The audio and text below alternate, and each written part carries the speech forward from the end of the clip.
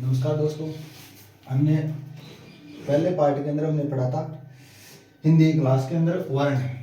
तो वर्णों के अंदर हम वर्ण पढ़ रहे थे और वर्णों के अंदर हमने स्वरों को कंप्लीट कर लिया था। स्वर जो है कंप्लीट कर लिया था। आज हम पढ़ेंगे व्यंजन। सेकंड पार्ट होता है व्यंजन।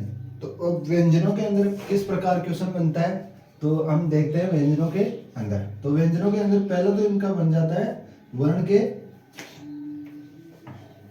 क्रम के आधार पर।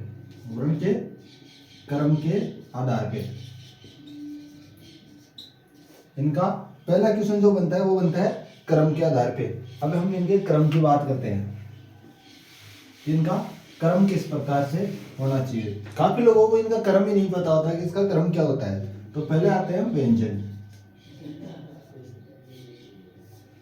व्यंजनों के अंदर इनका क्रम क च ट ट प ख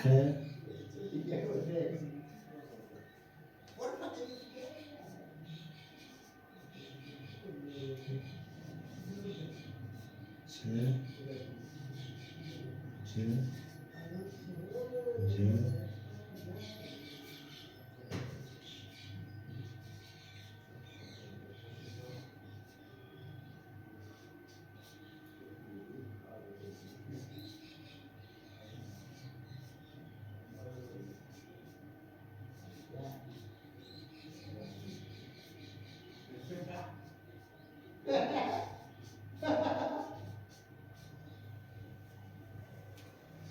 ये होता है इनका क्रम क च ट त प क च ट त प। अब इनका क्रमों के आधार पे कभी को क्वेश्चन पूछ लिया जाता है कि इनके क्रम के आधार पे कि इसके क च ट त प के बाद क्या क्रम आएगा या इसके बाद में क्या इसका अगला कौन सा वर्ण होगा। इस प्रकार से क्वेश्चन पूछ लिया जाता है। अब हम आगे बात करते हैं। ये हो गए कितने हो गए 1 2 3 4 5 5 5 25। ये टोटल कितने हो गए 25। अब हम नीचे बात करते हैं ये ट्रे ले वे। अब दोस्तों सबसे बड़ी गलती हमारी जो होती है वो होती है हमारे से यहाँ पे हमने आज तक ये रे ले वे ही पढ़ा है शुरू से। लेकिन इनका जो क्रम होता है वो एक बार पूछ लिया गया था कि ये रे ले वे या ये वे रे ले। अब इनका क्रम के अंदर इनमें से कौन सा सही है। तो इसके अंदर सही जो होगा हमने शुरू से यही पढ़ा है ये रे ले वे और हम अभी भी यही पढ़ेंगे ये रे ले वे ही पढ़ेंगे। लेकिन इनके क्रम की बात करो तो क्रम के अंदर जो सही होगा वो ये होगा ये वे रे ले। ये वे रे ले कैसे होगा। ये जो बना हुआ है ये जो बना हुआ है ये बना हुआ है ई से। वह जो बना हुआ है वो ऊ से बना हुआ है। रे जो री से और ले जो बना हुआ है वो लिरी से बना हुआ है। तो इस वजह से इनका जो क्रम होगा वो क्रम तो इनका ये सही होगा। लेकिन ये हमें इस प्रकार हम पढ़ते हैं। तो ये अब आते हैं अगले 4 वर्ण और आते हैं से से है से है। ये कितने हो गए टोटल 25 26 27 28 29 30 31 32 33 33 तो व्यंजन हो गए प्लस के अंदर 11 अपने क्या थे स्वर। तो ये टोटल कितने हो गए 44। तो ये क्या हो गया 44। मूल वर्ण की बात करें तो मूल वर्ण कितने हो गए 44 मूल वर्ण होते हैं हमें। अब हम आगे बात करते हैं। ये तो मूल वर्ण पूछे जाए तो अपने 44 होते हैं। केवल व्यंजन पूछे जाए तो 33। केवल स्वर पूछे जाए तो 11। अब हम आगे बात करते हैं कुछ और रह गए। ये कितने हो गए ये 44 वर्ण अपने हो गए। कितने वर्ण कर लिए हमने 44। अब हम आगे बात करते हैं। अब दोस्तों जो ये होते हैं अपने जो मैं बता देता हूं आपको क च ट त प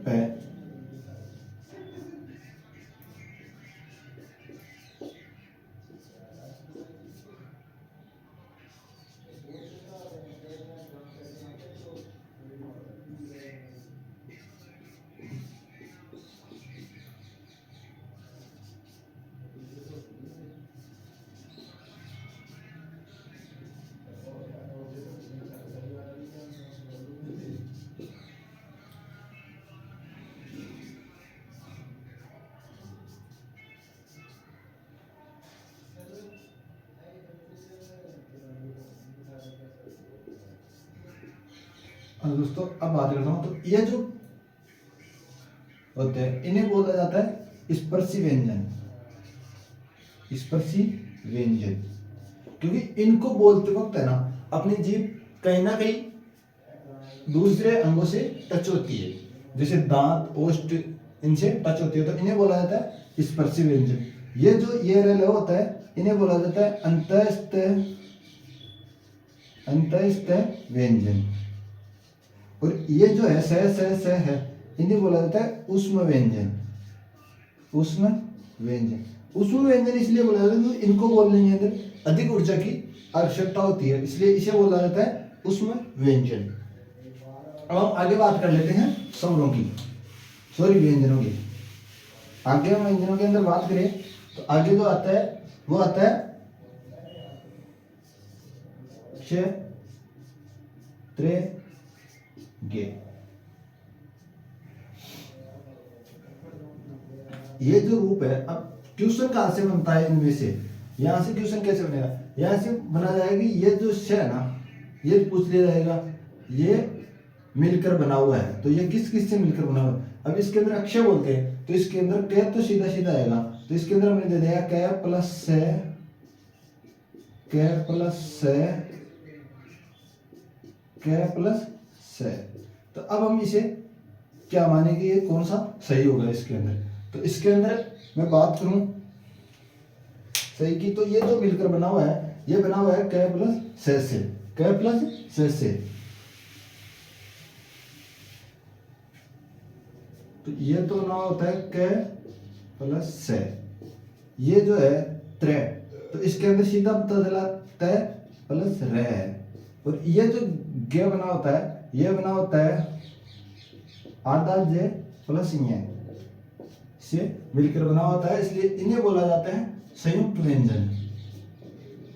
संयुक्त व्यंजन बोला जाता है। अब आगे आता है एक व्यंजन और आता है जिसे बोला जाता है मिश्रित व्यंजन, जो है श्रेय। श्रेय, इसे बोला जाता है मिश्रित व्यंजन।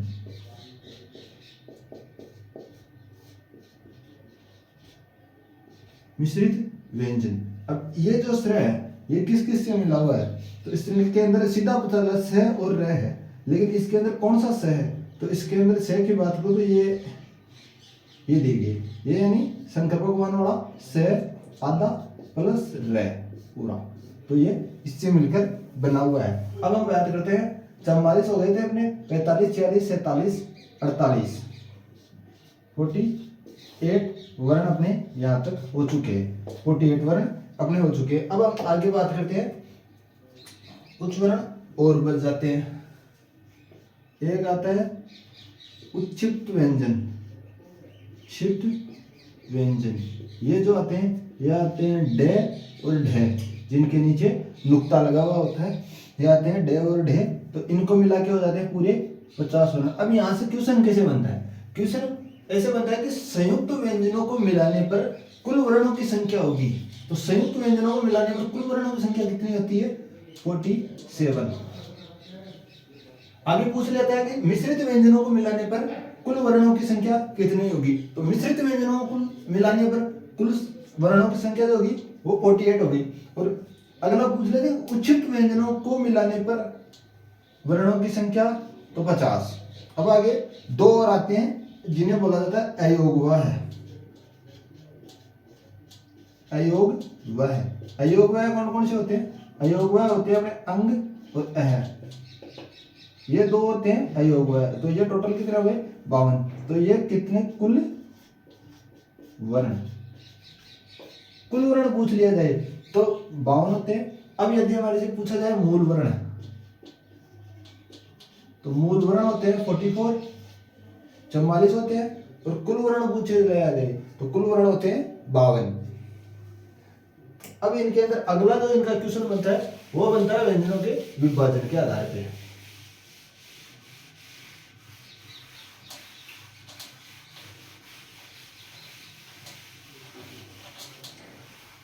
अगला बनता है इनके विभाजन, तो विभाजन के अंदर पहली बात करूं तो पहले विभाजन होता है स्वर तंत्रों के आधार पे, स्वर तंत्रों के आधार पर। अब स्वर तंत्रों के आधार पर वही 5 प्रकार के होते हैं स्वर। कौन कौन से? कंठ, तालु, मूर्धा, दंत, ओष्ठ। तो पहला जो आता है वो आता है कंठे, सेकंड आता है तालव्य, थर्ड आता है मूर्धन्य,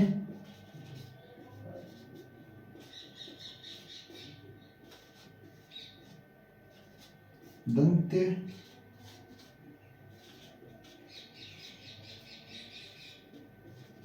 ओष्ठ। अब इनके अंदर कैसा चलेगा? तो शुरू के अंदर तो हम लिख देंगे डायरेक्ट क, च, ट, त, प।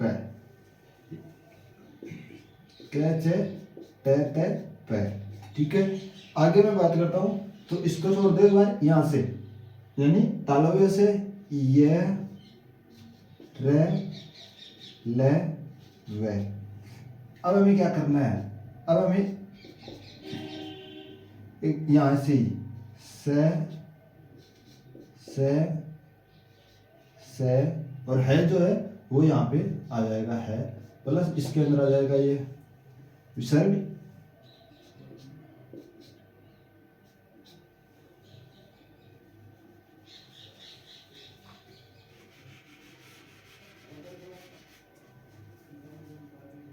प्लस इसके अंदर प्लस वह।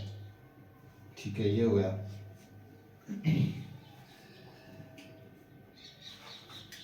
अब एक और आता है वर्तस्य।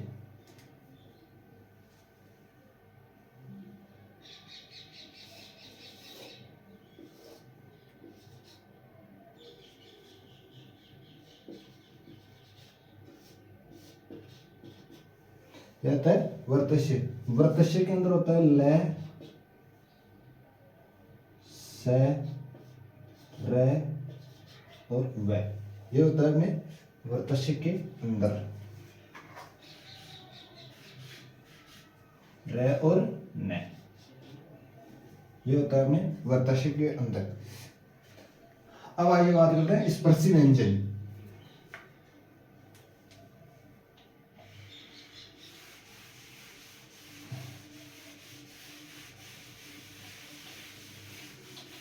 एक बार हम इनका फिर से रिपीट कर लेते हैं इनको।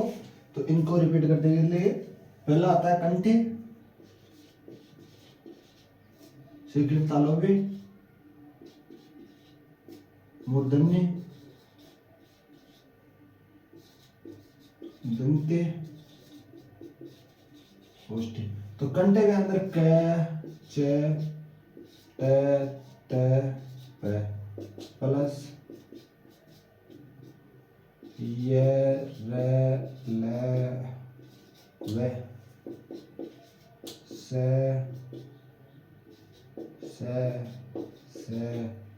है इसके अंदर आ जाएगा और ये हलंत आ जाएगा इसके। ठीक है, अब आता है वर्तस्य। तो वर्तस्य के अंदर आ जाएगा ल, स, र और न। ये आ जाएगा अपने वर्तस्य के अंदर। ज्यादा हार्ड नहीं है दोस्तों, ये इजी है, बिल्कुल याद हो जाएगा आराम से। 1-2 बार प्रैक्टिस करेंगे तो आराम से याद हो जाएगा।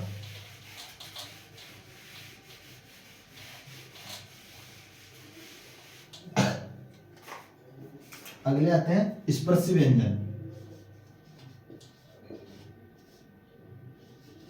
स्पर्शी व्यंजन ये कितने होते हैं? ये होते हैं 16। कौन कौन से होते हैं? ख, ग, घ, क, ख, ग, घ, ट, ठ, ड, ढ, त, थ, द, ध, नीचे द, प, फ, ब और द। ये 16 जो होते हैं ये होते हैं अपने स्पर्शी व्यंजन। अब हम बात करते हैं संघर्षी व्यंजन। अगला आता है संघर्षी व्यंजन।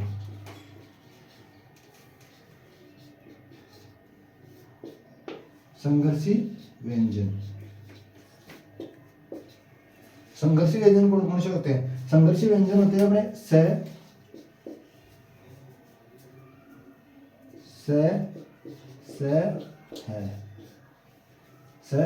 है। अब आप बोलोगे कि आपने है ना छ वो तो बताया ही नहीं, तो संघर्षी व्यंजन कितने होते हैं? 4 होते हैं। अब जो छ आते हैं वो आते हैं संघर्ष स्पर्शी। कौन से आते हैं? संघर्ष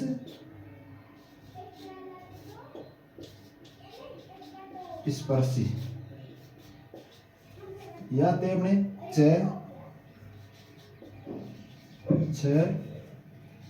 ज झ, या आते हैं अपने संघर्ष स्पर्शी। अब अगला आता है नासिक।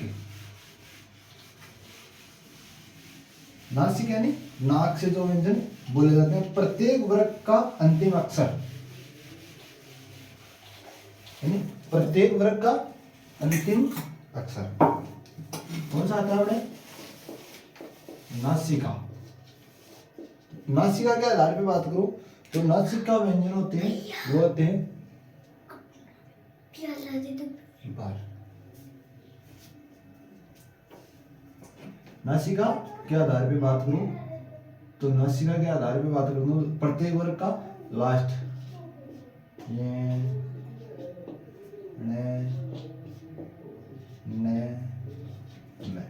ये होते हैं नासिका के आधार पे।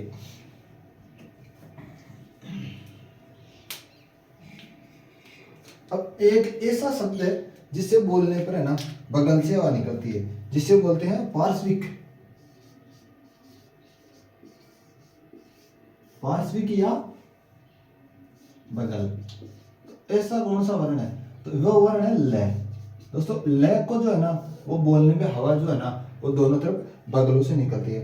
अब एक आता है लुंठित या प्रकंपित। लुंठित या आता है प्रकंपित। ये कौन सा होता है? ये होता है रे को बोलने के अंदर जीभ जो अपने वो वाइब्रेशन करती है।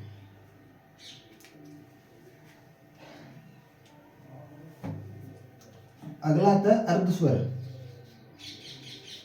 अर्धस्वर, अर्धस्वर होते हैं यह और वह। यह और वह जो होते हैं वो होते हैं अपने अर्धस्वर।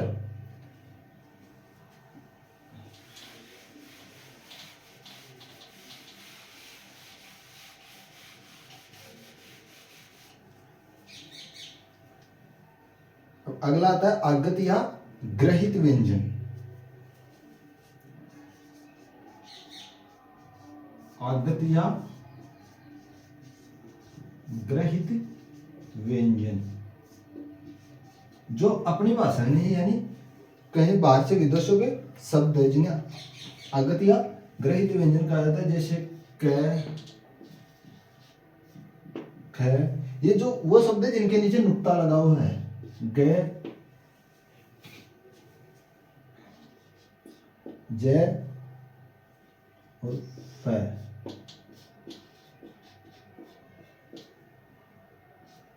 अब इनका पता कैसे चले? तो दोस्तों जब ये नुक्ता लगा हुआ आता है तो शब्द का जो है ना वो अर्थ ही बदल जाता है। जैसे मैं बात करूं, एक तो ये है खुदा, एक ये है खुदा,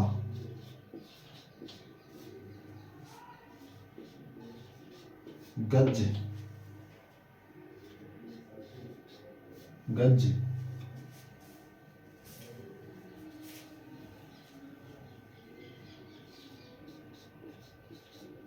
गोर,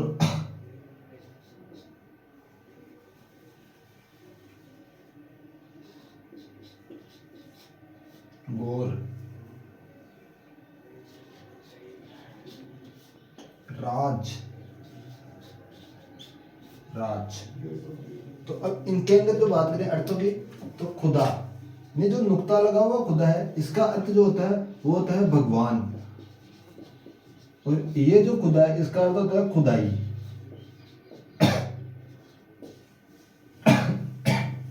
इसका अर्थ होता है खुदाई। गज, गज माने नाप, गज 1 गज 2 गज, उस प्रकार गज माने होता है नाप। और ये गज जो होता है ये होता है अपने हाथी। गौर, गौर फरमाइएगा, जैसे यानी ध्यान,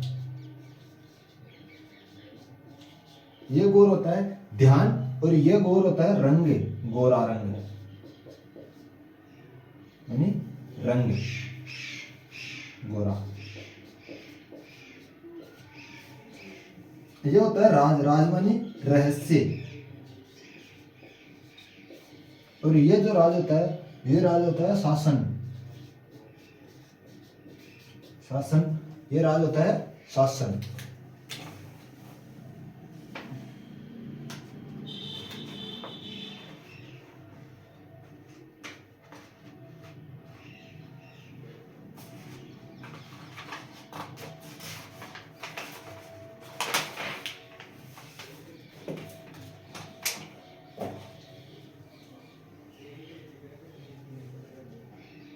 अब ये तो हो गया अपने कंप्लीट। अब आते हैं सघोष, अघोष और अल्पप्राण, महाप्राण। ये इनका 4 प्रकार हो गए विभाजन अंदर।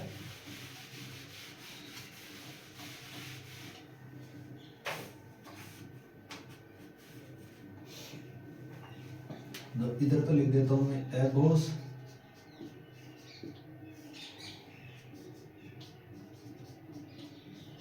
सघोष,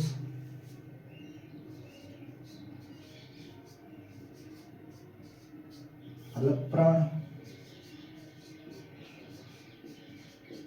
महाप्राण।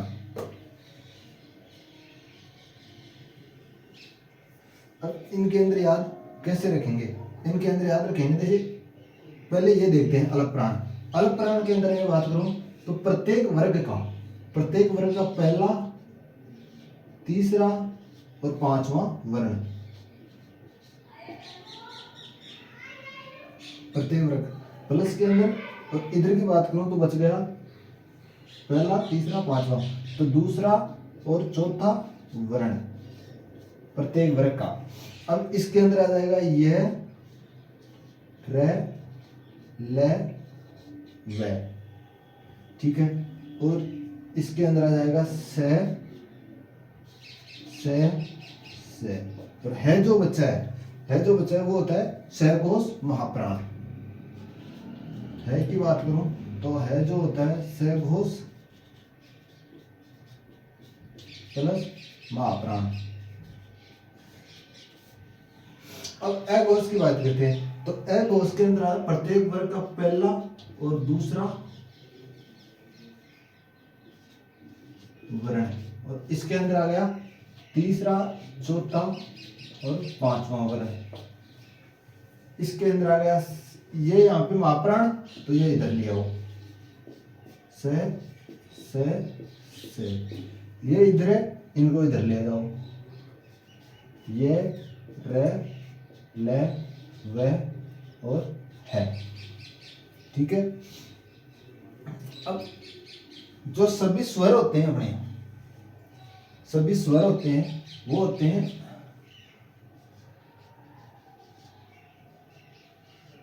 सभी स्वर जो होते हैं वो होते हैं अल्पप्राण सघोष।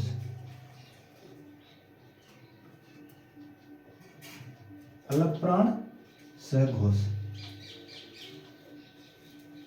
ये अपने स्वर कंप्लीट होते हैं। आगे हम बात करेंगे अगले क्लास के अंदर। तब तक के लिए आपको हमारी वीडियो पसंद आए तो चैनल को सब्सक्राइब, वीडियो को लाइक शेयर जरूर करें। थैंक यू, धन्यवाद।